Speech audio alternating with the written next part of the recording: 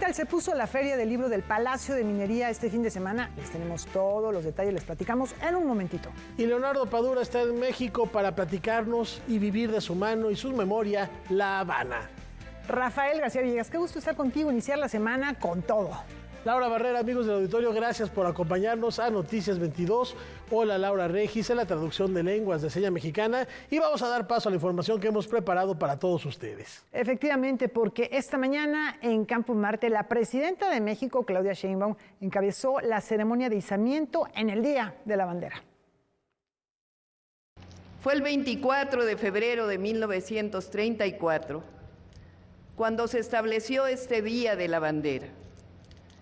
Pero fue gracias al general Lázaro Cárdenas del Río, uno de los mejores presidentes de México, cuando la conmemoración fue reconocida oficialmente en 1940.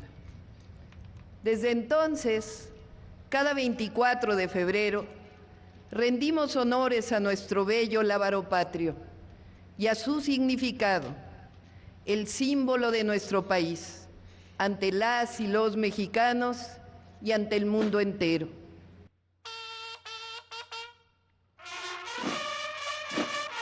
La presidenta Claudia Sheinbaum Pardo abanderó a 80 escoltas de educación básica de la Ciudad de México y 56 de las Fuerzas Armadas mexicanas.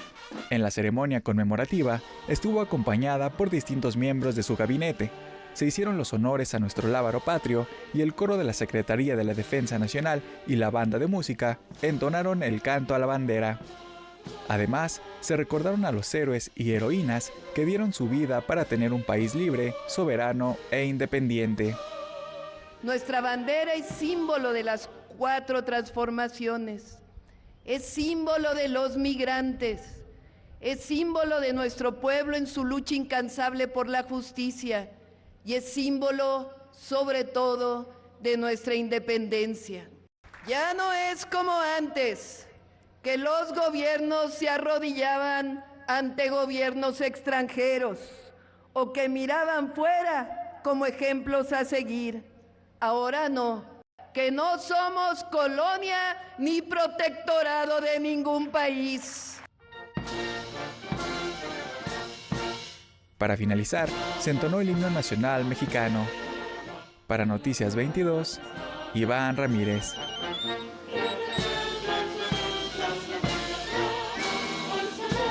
Y las mujeres llenarán con su música el mes de marzo. El IMER ya afina los detalles para esta fiesta de sonidos. Menos del 28% de los músicos en las orquestas de México son mujeres, según un estudio realizado por Mariana Sánchez y la colectiva Tsunami. Para contrarrestar este rezago a lo largo de la historia, el Instituto Mexicano de la Radio organizará el 4º festival Ella es Música. Reconocer el trabajo, darle la visibilidad al trabajo de las mujeres, lo que están realizando, lo que están haciendo. Hay muchísimo, tanto en la música como en la interpretación. Este encuentro musical incluirá 9 conciertos. Bueno, pues tenemos a la doctora Leticia Armijo, una gran exponente de la música contemporánea, de la música de concierto. También va a estar la colectiva Las Montoneras, que son ellas parte de Opus 94, que lo que hacen es darle visibilidad al trabajo creado por mujeres, hecho por mujeres e interpretado por mujeres. También vamos a tener en esta edición 2 orquestas, tanto de la Escuela Superior de Música como del Conservatorio Nacional de Música. Tenemos a una joven pianista, Lorena Olvera, que está haciendo un rescate maravilloso de una compositora del siglo XIX que por diversas circunstancias, pues su obra se perdió, con un nuevo material discográfico que se llama Gratitud. Las presentaciones se llevarán a cabo durante el mes de marzo con motivo del Día Internacional de la Mujer. Son en total 9 conciertos. 5 conciertos se van a llevar a cabo aquí, en las instalaciones del Instituto Mexicano de la Radio, 3 en el Instituto Italiano de Cultura y una más nos vamos a trasladar a la FES Acatlán.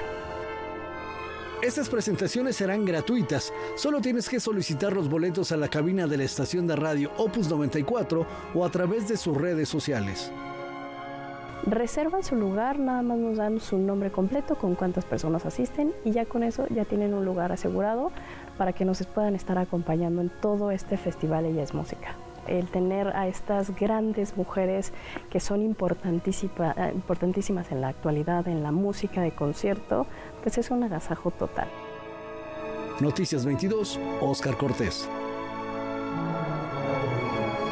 El arte contemporáneo palpita en la ciudad de la eterna primavera. Con un par de propuestas que motivan la reflexión de nuestros roles en la sociedad y en el planeta.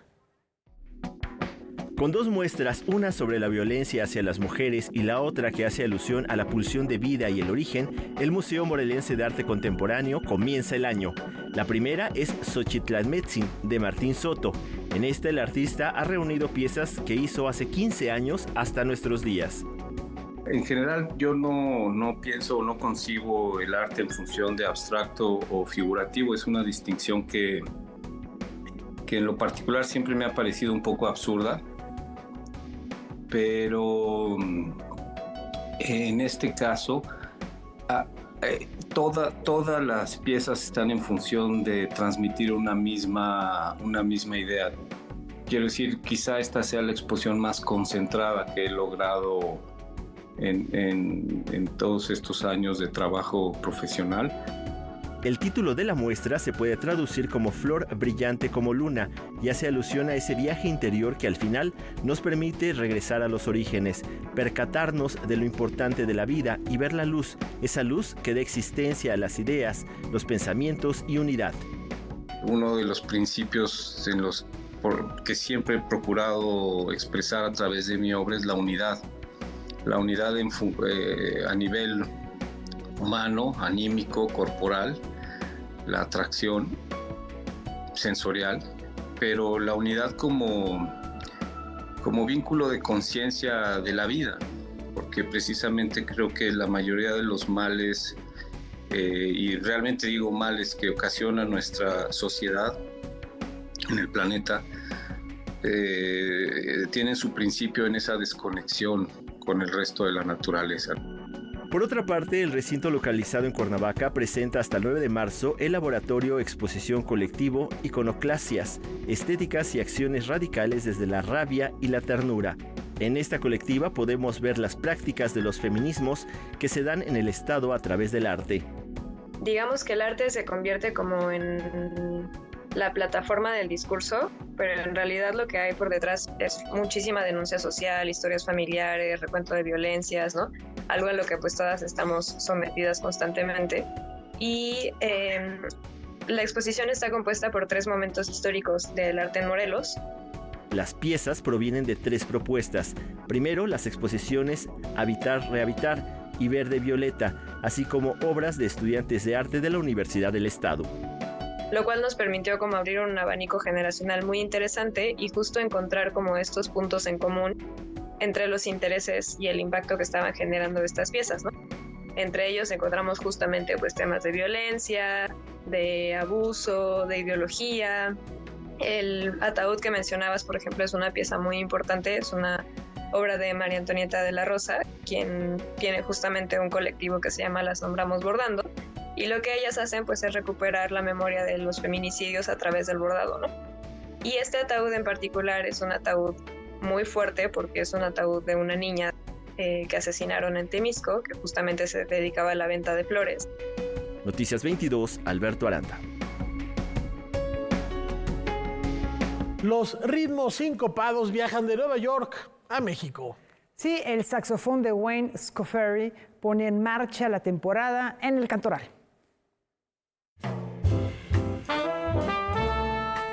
El jazz alienta a la unidad.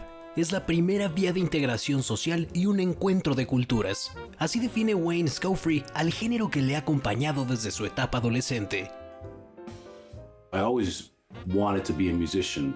I didn't know it would end up that I'd be playing the saxophone, but I've always wanted to be a musician. My grandfather, on my father's side, I was not close to him, but he did play the saxophone. He was an amateur saxophonist, didn't play professionally at all.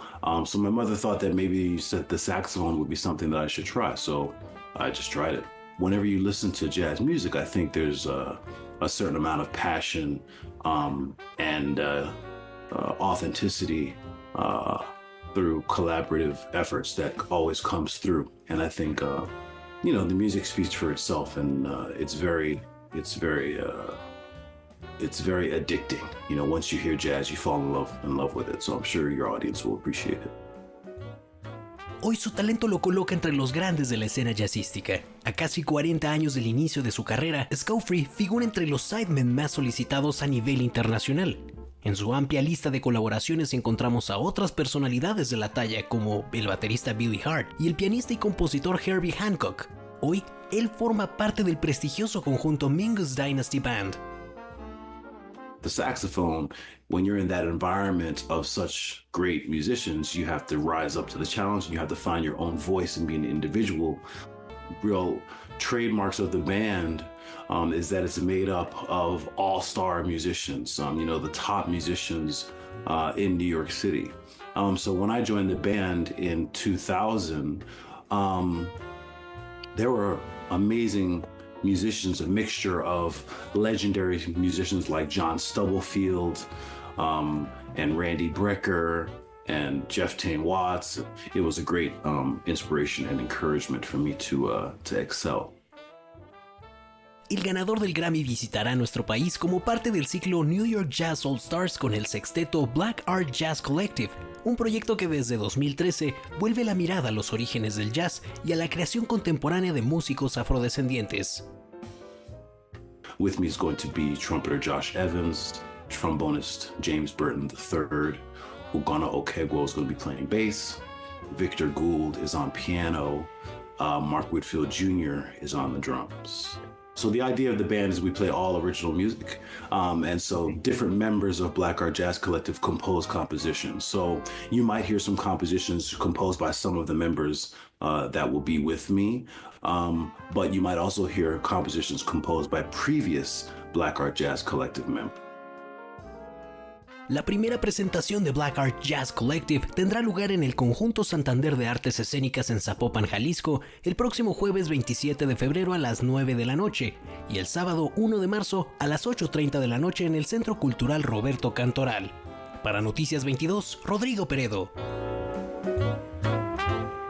El Palacio de Minería se llena de libros. Y lo estamos siguiendo muy de cerca. No se pierdan el reporte después de una pausa.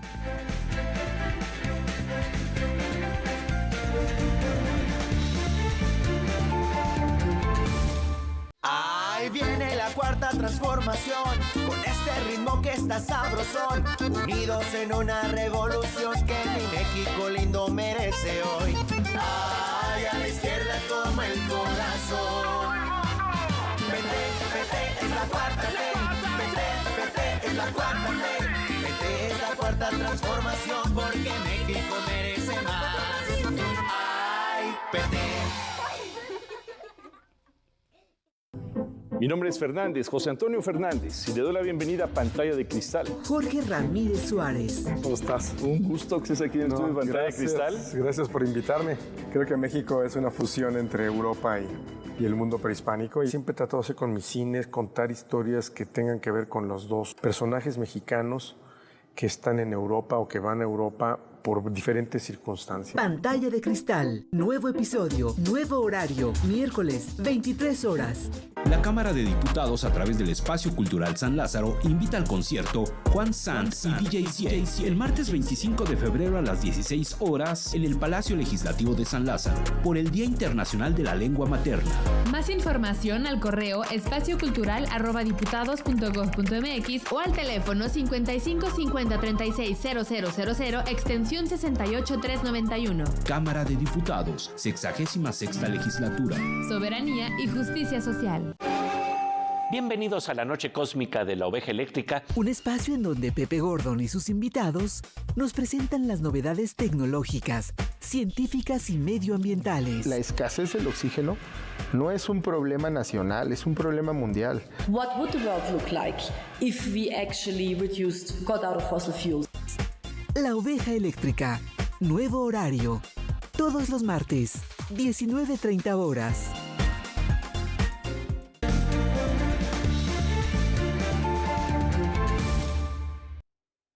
Viajemos a las entrañas de este coloso de mármol, ese mismo lugar donde también yace una historia más añeja.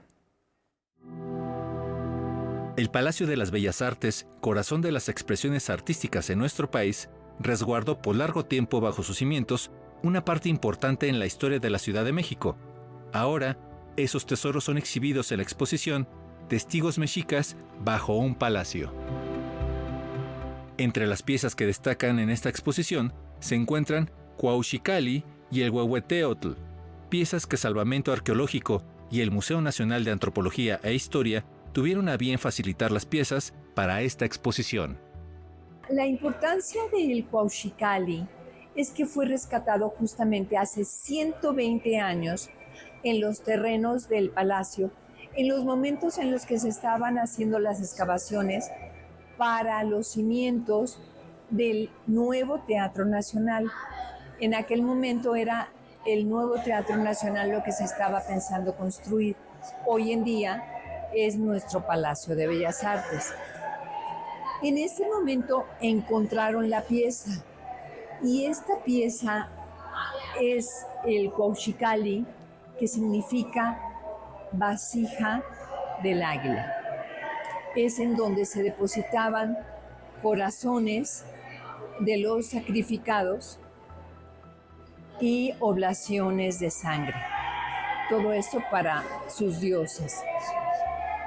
Y si ustedes ven, está rodeado por Quetzalcóatl.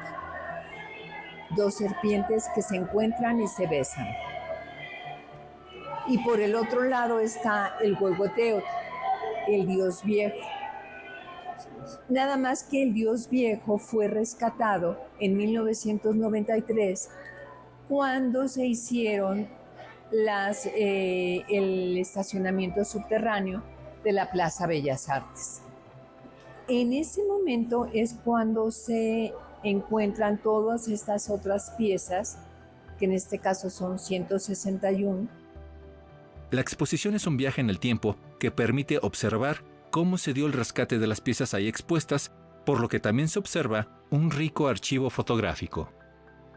Gracias a esta exposición, mucha gente se ha encontrado asombrada de que hubiera habido vestigios mexicas justamente en los terrenos de lo que hoy es el Palacio de Bellas Artes.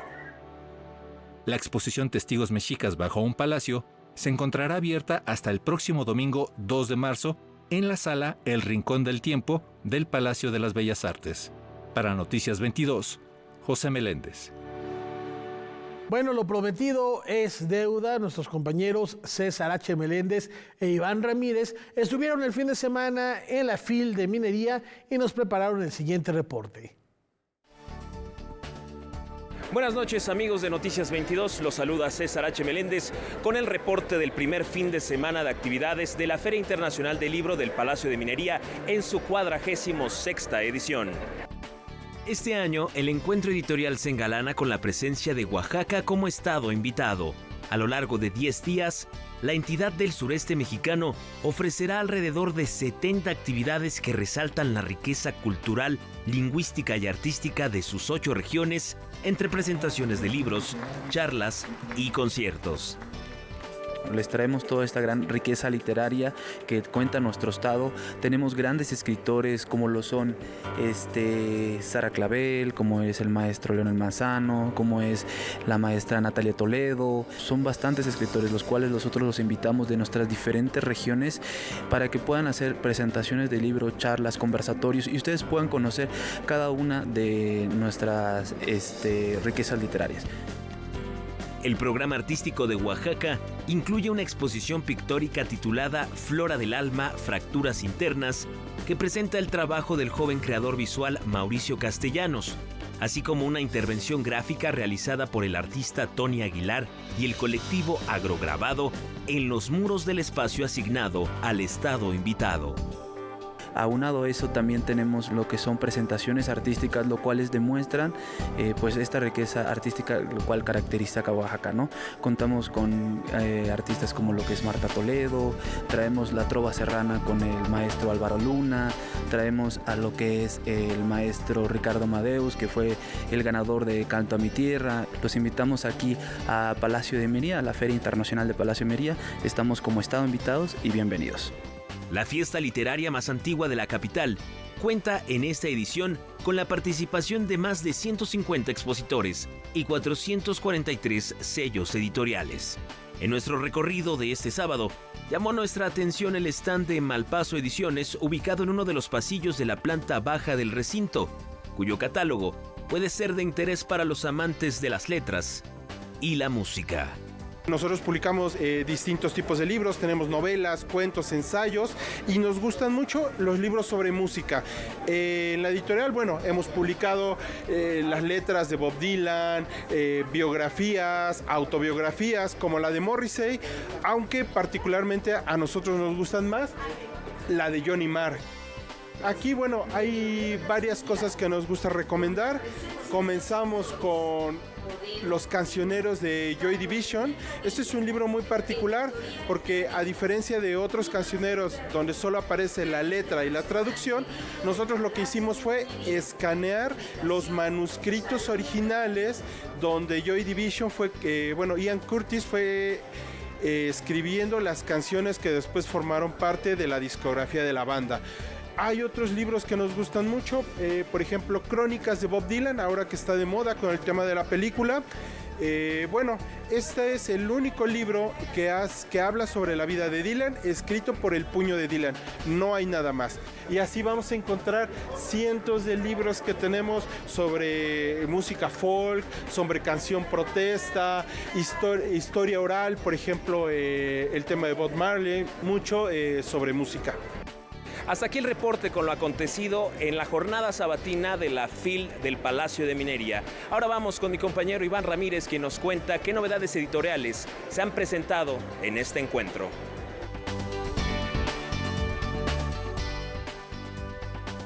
Muchísimas gracias, César, por tu reporte. Nosotros seguimos en Palacio de Minería recorriendo qué es lo que ofrecen las editoriales y también conocer qué es lo que le llamó la atención de las y los asistentes.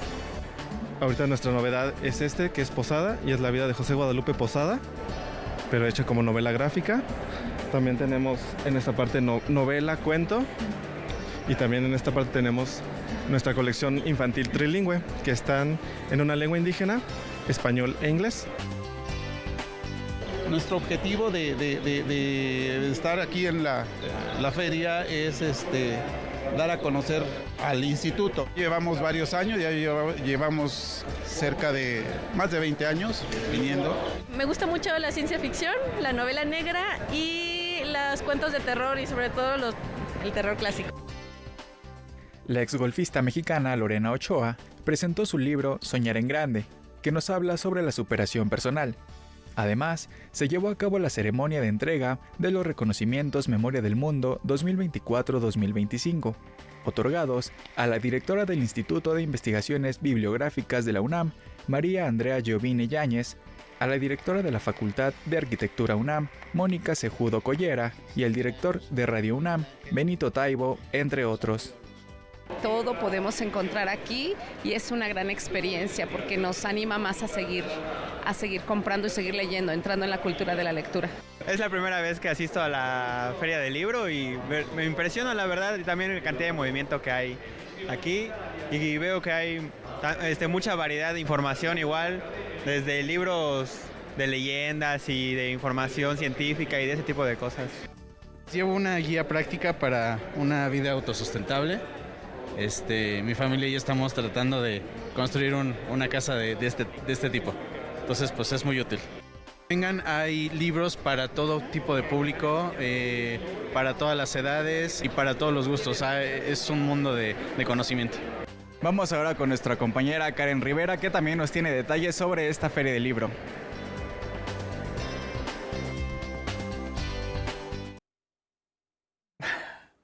Noticias 22, continuamos con esta cobertura especial desde la Feria del Libro del Palacio de Minería y la verdad es que hoy les tenemos 3 propuestas novedosas. Una de ellas tiene que ver con la productora Queen de Shin, que nos presenta compositores desde el siglo XVI a la fecha y que busca acercarnos a un objeto que quizá está en desaparición, el CD. Queen de Shin, la historia, estamos hablando de, ¿qué será?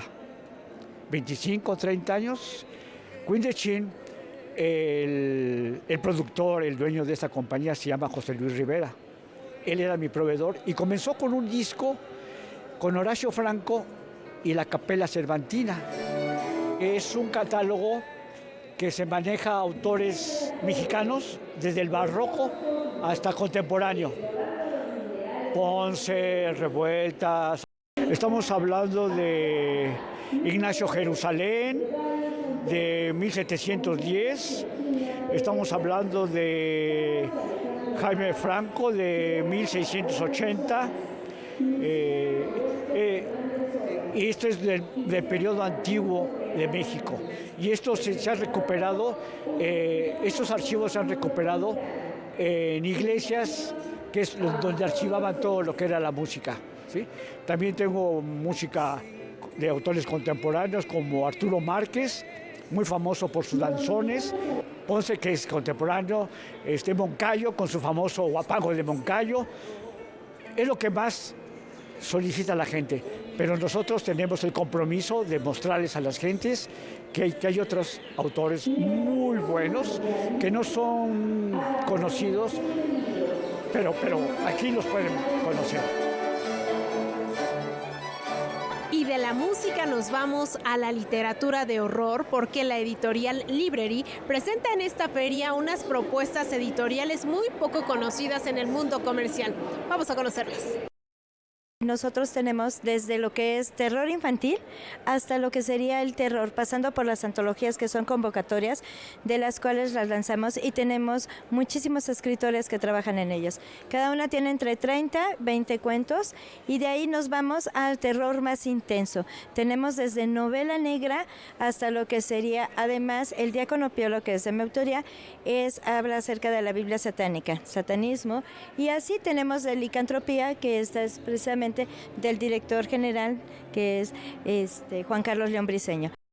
Este Terror 4 es una antología homenaje a las mujeres del terror. Puedes encontrar brujas, Llorona, Fantasma, La que regresa de venganza o aquellas madres canijas con los hijos.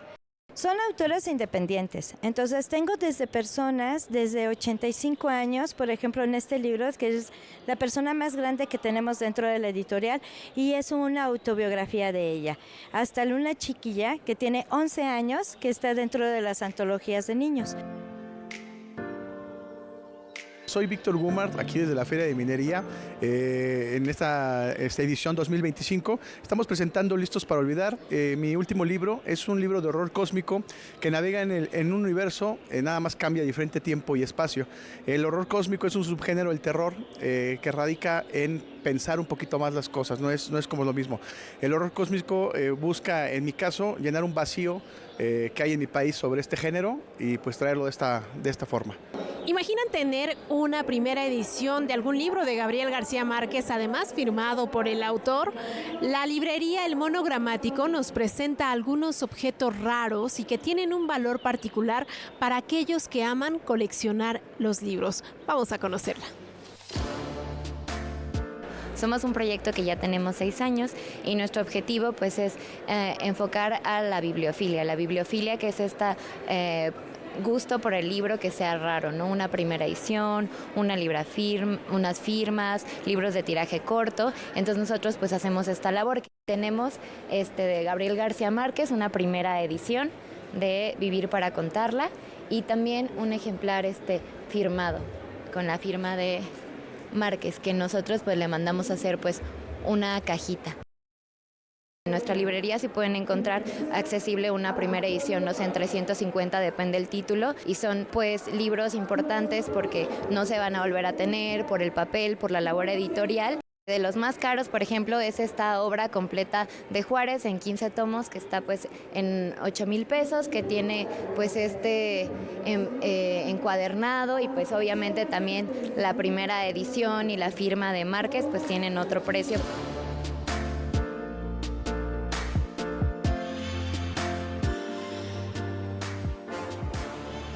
Y abrazada de Mafalda, me despido de esta cobertura especial desde la Feria Internacional del Libro del Palacio de Minería, no sin antes invitarlos a que si pueden se den una vuelta a este encuentro libresco. La verdad es que los autores están increíbles y también las editoriales tienen muy buenas propuestas. Regreso cámaras y micrófonos con ustedes al estudio.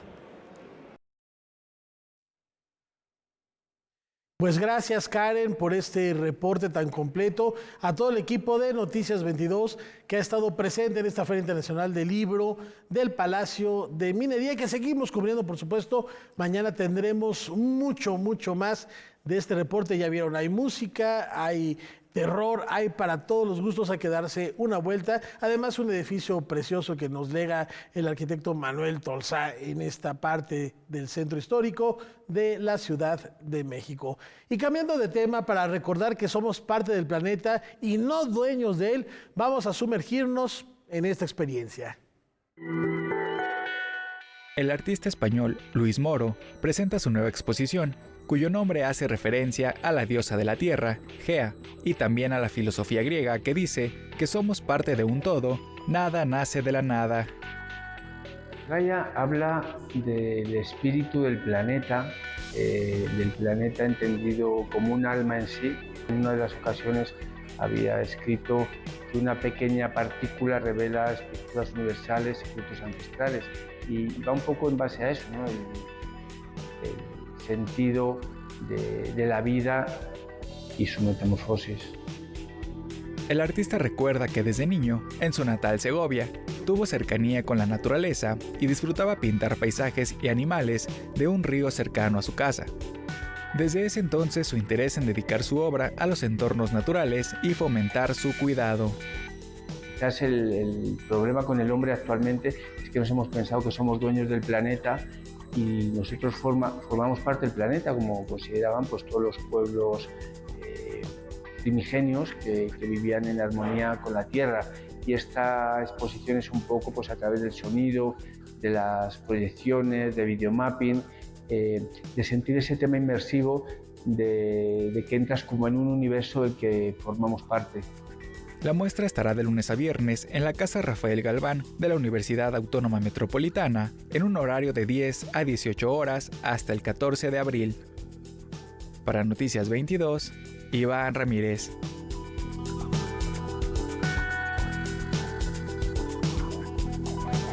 Tenemos una pequeña pausa. Y mucho más información al volver aquí a Noticias 22.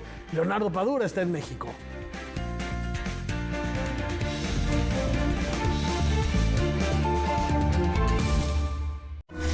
19ª edición del Festival Internacional de Cortometrajes de México. Sacrificio.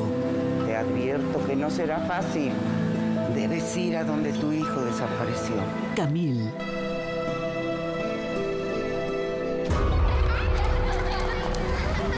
Nahui Olin. Creo que el calor nos ayuda mucho a nuestro espíritu, a nuestra alma, a nuestra aura, a nuestro cuerpo. Misión Mudanza. Diarios alienígenas de un mundo absurdo. Shorts México. Episodio de estreno. Martes, 23 horas. Sigue esta serie inspirada en hechos reales que te llevará a una época de grandes transformaciones. Kan inte stillatigande se på när kvinnornas konsumtionsförening försöker fördärva samhällsmoralen. Una historia de la lucha de las mujeres por justicia, igualdad y libertad. Jag bryr mig inte om hur många strider vi har förlorat på sista tiden. Den här får vi se till att vinna. La guerra de la señorita Freeman, temporada 3, en series estelares. Estreno, sábados 21 horas. Retransmisión, domingos, 19 horas. La lengua ñoñó.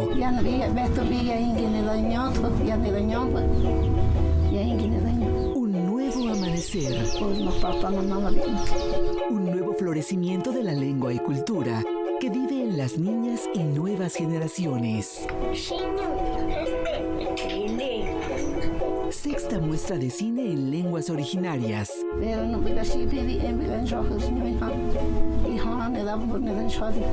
Flores del atardecer, Día Internacional de la Lengua Materna. Miércoles, 19 horas, por Canal 22. La cultura se ve en todas partes.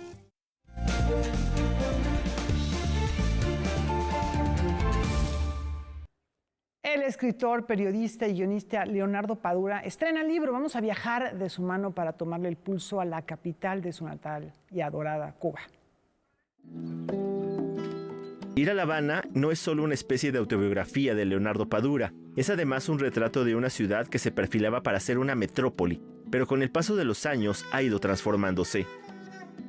Este es un libro muy difícil de clasificar, porque es un libro que tiene un ensayo, tiene fragmentos de novelas, tiene reportajes y crónicas periodísticas, y todo forma un conjunto en el que creo que lo fundamental es desarrollar un intento de fijar mi relación con la ciudad en la que nací, en la ciudad en la que vivo, la ciudad sobre la que escribo. Publicada por Tusquets, en la novela vemos a una Habana dolida, olvidada y corrupta, pero también la Habana que busca ser moderna, contemporánea y atractiva para los turistas. Y ha habido un proceso de pérdida de urbanidad muy evidente entre nosotros. Porque si en una esquina está los desperdicios, la basura ahí durante días y nadie lo recoge, pues tú cuando produces basura, pues la tiras ahí también. Y vas de alguna manera perdiendo esa relación, que la palabra es esa, de urbanidad con respecto a tu contexto, y te vas sumando a ese proceso de deterioro casi generalizado que está viviendo La Habana. Padura no solo recurre al ensayo y a la memoria histórica, sino que rescata algunos de sus textos pasados en donde la ciudad está presente, una ciudad culta, pero en donde la miseria se siente en las calles. Espero que en el futuro, primero que haya dinero, porque sin dinero no es posible, pero haya también voluntad social y política de revitalizar esa ciudad, de rescatar lo rescatable, sin que sea una invasión de inversiones que le cambien la imagen, la estructura a la ciudad, que siempre es un peligro latente. Ojalá que el futuro de La Habana sea un futuro organizado, coordinado, pensado y bien ejecutado. Después de su visita a México, Padura regresará a la casa donde creció y vive hoy en día, al barrio de Mantilla, para seguir escribiendo su próximo libro, en donde habla sobre el destino de hombres y mujeres. Esta novela que estoy escribiendo es un poco un balance del final de una generación, de mi generación. La gente que se jubila y reciben unas jubilaciones que no les alcanzan para vivir, que dependen en muchos casos de esos hijos que viven fuera de Cuba.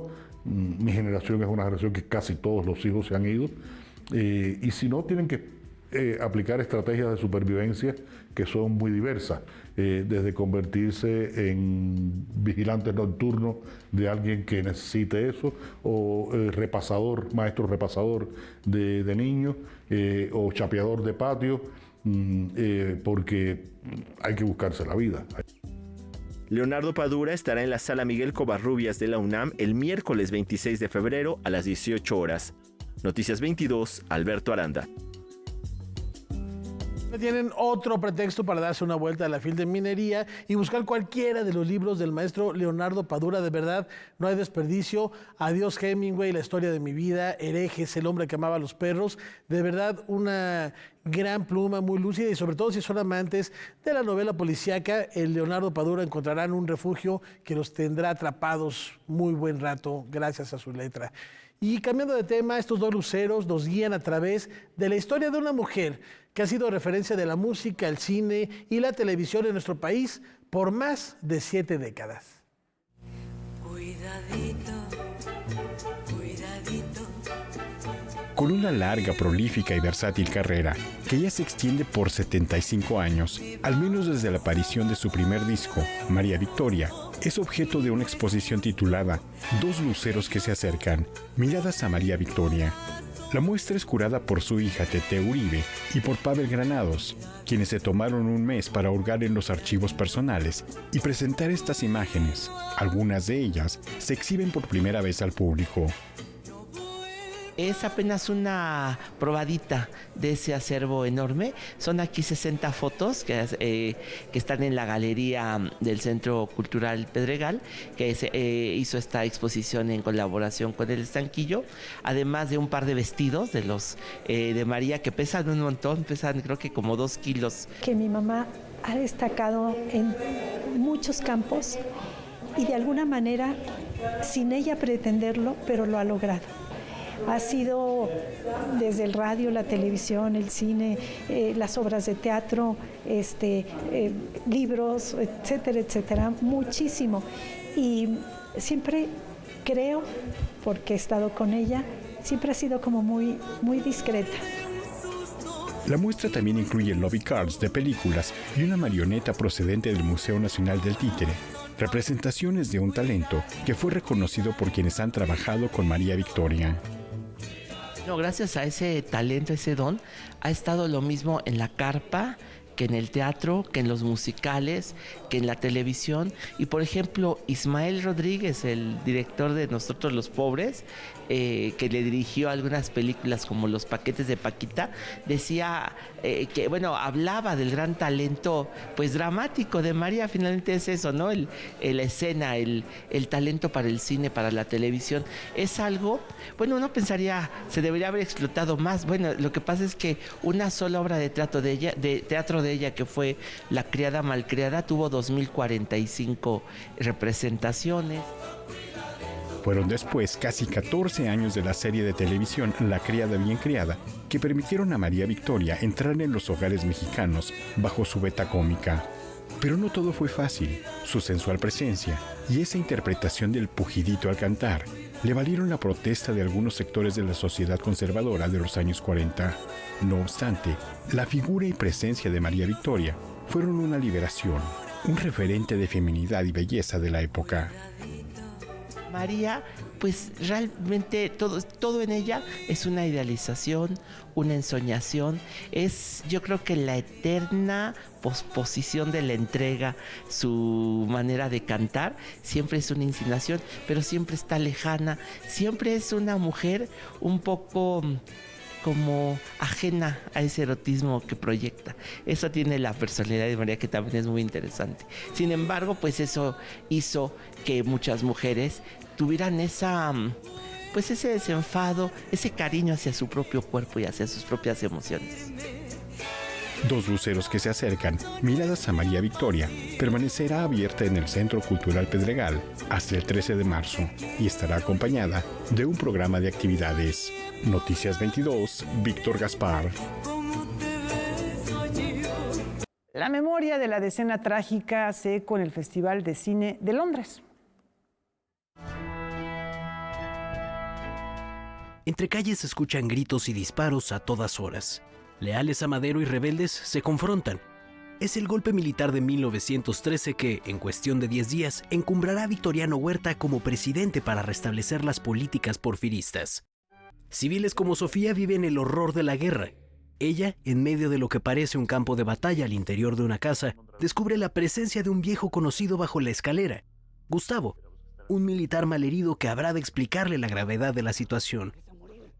El cineasta Roberto Cortés, desde su cortometraje Sublevado, nos confronta así con la decena trágica, desde la voz de personajes que existieron, pero que difícilmente pueden encontrarse en los libros de historia.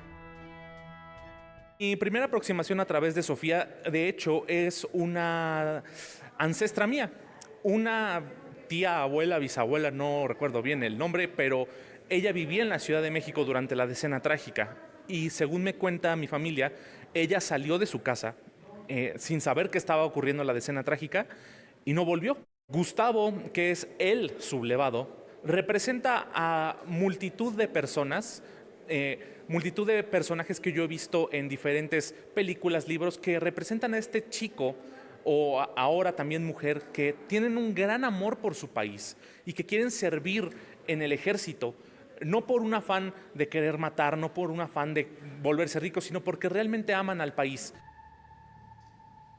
Roberto Cortés es un estudioso de la historia desde niño. Él cuenta que una de sus primeras obsesiones fue, de hecho, la de escena trágica, y en su faceta como estudiante encontró en el cine una nueva forma de explorar el pasado. Yo siento que el cine es la mejor forma de recordar la historia, porque si bien en los libros, que son muy valiosos, podemos imaginarnos la historia, a través del cine podemos verla directamente. Ya no es necesario tener una gran imaginación para ver cómo eran los grandes personajes históricos como Madero, Hidalgo, los que sean. El cortometraje sublevado es una producción que se realiza con apoyo de la Facultad de Cine, la Asociación Civil Culturalmente Responsable y Mezcal Palo Dulce. Roberto Cortés obtuvo el premio a Mejor Cortometraje Independiente del Festival de Cine de la Ciudad de México y el de Mejor Cortometraje de Suspenso en el Festival de Cine de Londres. Con esto, el joven cineasta tiene claro que su vida la dedicará a retratar la historia en la pantalla grande. Yo creo que la más grande prioridad es contar la historia de una forma completamente imparcial, mostrando la humanidad de los personajes históricos que quieren representar y sobre todo no mostrarlos como malos o buenos. En la historia no existe ni el héroe ni el villano. La historia la hacen personas con virtudes y defectos, claro, algunas con más virtudes que defectos y otras con más defectos que virtudes, pero igualmente personas. Roberto próximamente presentará una adaptación del encuentro entre Hernán Cortés y Cuitláhuac, antes de que el conquistador español viera por primera vez la gran Tenochtitlan. Para Noticias 22, Rodrigo Peredo. Pues una pausita, ¿no? Y mucho más aquí en Noticias 22. No se muevan. Volvemos.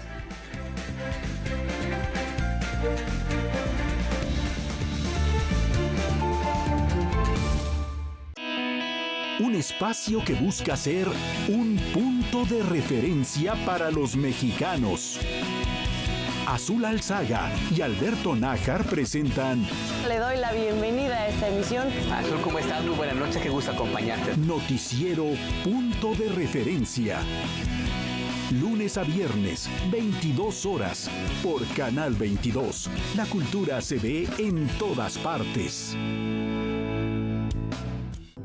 Mi nombre es Fernández, José Antonio Fernández, y le doy la bienvenida a Pantalla de Cristal. Jorge Ramírez Suárez. ¿Cómo estás? Un gusto que estés aquí en el estudio de Pantalla de Cristal. Gracias por invitarme. Creo que México es una fusión entre Europa y el mundo prehispánico. Y siempre trato de hacer con mis cines, contar historias que tengan que ver con los dos personajes mexicanos que están en Europa o que van a Europa por diferentes circunstancias. Pantalla de Cristal. Nuevo episodio, nuevo horario, miércoles, 23 horas.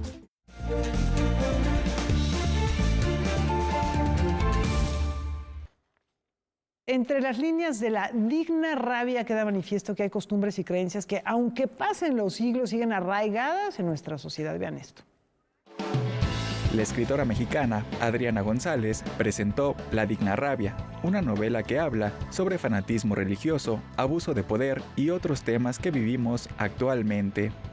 Nos trata de mostrar una realidad que, a pesar de que está sembrada en el siglo XVII, hoy por hoy, pues es una gran representación de lo mucho que venimos viviendo como sociedad, como cultura, la humanidad, ¿no? Entonces, pues bueno, por ahí una monja nos está contando una historia, está en un calabozo, encerrada en un ala, como muy similar a este espacio, la van a matar, está embarazada y ella tiene algo que decirnos. De eso trata La Digna Rabia. El ejército zapatista utilizó el lema La Digna Rabia para defender sus tierras y de ahí se inspiró la autora para titular su obra, haciendo referencia también a la feminidad y cómo ésta ha sido explotada.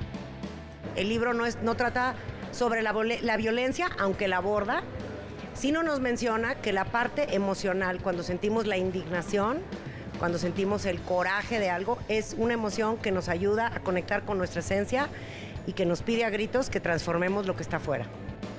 El libro ya se encuentra a la venta en línea y próximamente en las librerías de la Ciudad de México. Para Noticias 22, Iván Ramírez. cuando nos abraza la oscuridad de la noche, resulta que no somos tan distintos a los demás como lo pensábamos.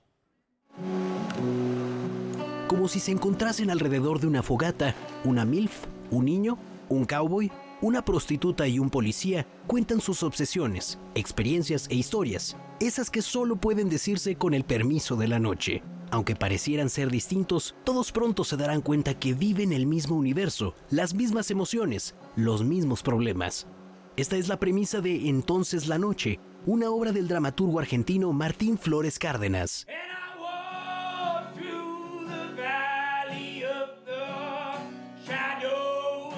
El autor hace un entramado muy interesante sobre posibles puntos de contacto entre las distintas historias que se vuelven también posibles puntos de contacto con nosotros. Y algo muy interesante es que cuando él escribe la obra, él siente que está escribiendo un mundo postapocalíptico.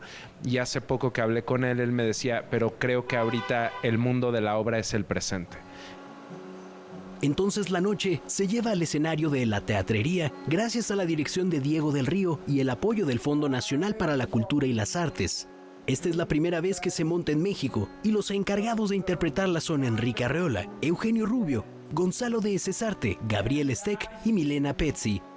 Desde este trabajo, Diego del Río destaca la maestría poética de Martín Flores Cárdenas, así como su capacidad para hablar de los vínculos entre seres humanos y la intimidad.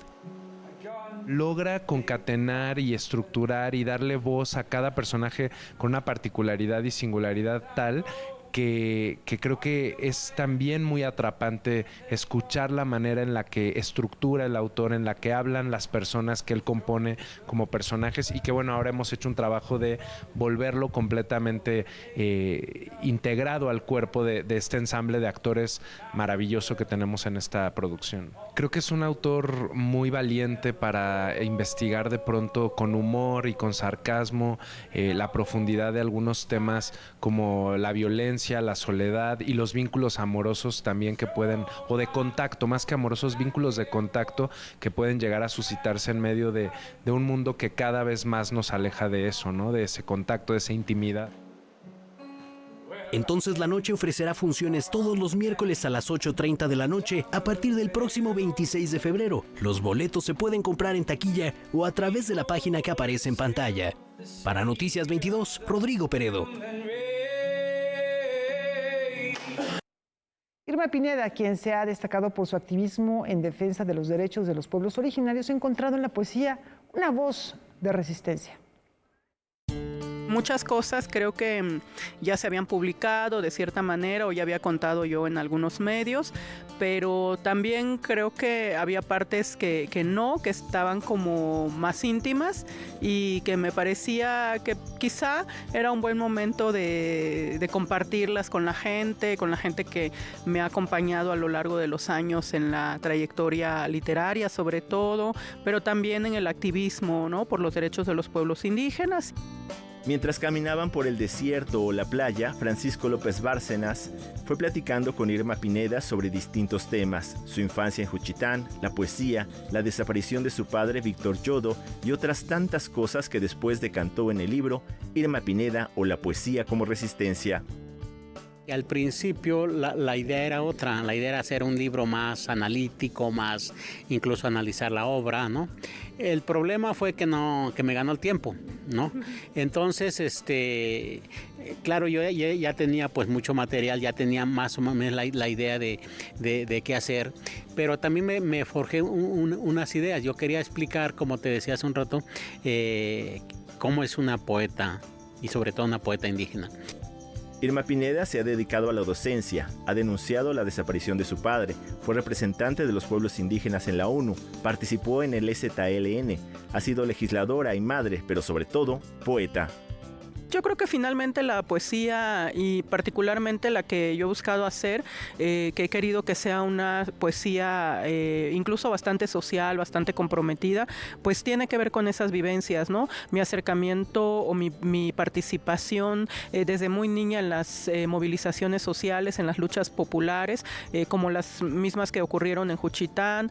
Por eso cuando pues en mi adolescencia ocurrió el levantamiento zapatista, pues también para mí fue un llamado de atención y quise acercarme, quise ver, quise estar en ese momento, porque finalmente eso es lo que va nutriendo el trabajo poético, porque conforme vas viviendo, vas viviendo cosas, hay tanto aquí que se va llenando en el corazón, en la memoria, que hay que buscar alguna manera de sacarlo.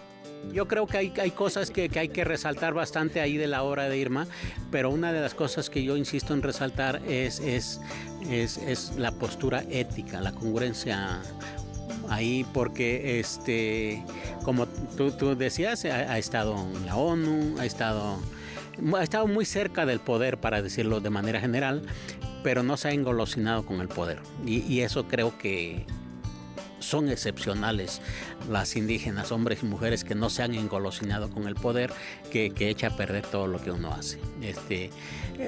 Creo que vale la pena pensar en un segundo libro. Noticias 22, Alberto Aranda. Y bueno, nos despedimos celebrando esta noche el legado de que fuera considerada la diosa del soul, Roberta Flack. Se anunció su fallecimiento hoy a los 88 años. Una mujer que puso muy en alto no solo el soul, una voz extraordinaria, el pianista, rhythm and blues, realmente una gran estrella. 5 premios Grammy a su haber. Y bueno, las versiones que son elementales, estándares del soul y del rhythm and blues, por ejemplo, de First Time I Saw Your Face o Mátame suavemente con tu canción. Ese es su gran clásico, ¿no? Es un clasicazo de ella. Así que hoy, más que estar de luto, celebramos su vida, celebramos su legado y nos dejamos con su recuerdo esta noche, la gran Roberta Flack, y nos vemos el día de mañana. Disfrútenlo.